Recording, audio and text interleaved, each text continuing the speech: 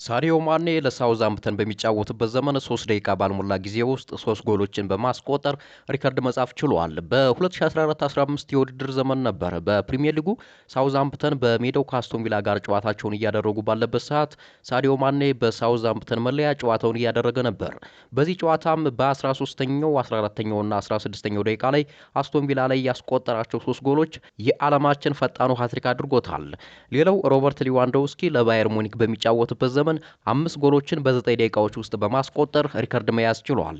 በጊዜው ቡንደስሊጋው ላይ ባየር ሙኒክ ከወልብስበርግ ተጠባቂ ጨዋታ ነበር። በወቅቱም ወልብስበርግ ከጨዋታው በፊት በ14 ጨዋታዎች ያለመሸነፍ ጉዞ ውስጥ ነበሩ። ሊዋንዶውስኪ ግን በጨዋታው 10 ደቂቃ ባልሞላ ጊዜ ውስጥ 5 ጎሎችን በማስቆጠር ለራሱ ትልቅ ሪከርድ በማስመዝገብ የወልብስበርግን ያለመሸነፍ ጉዞ መግታት ችሎ ነበር።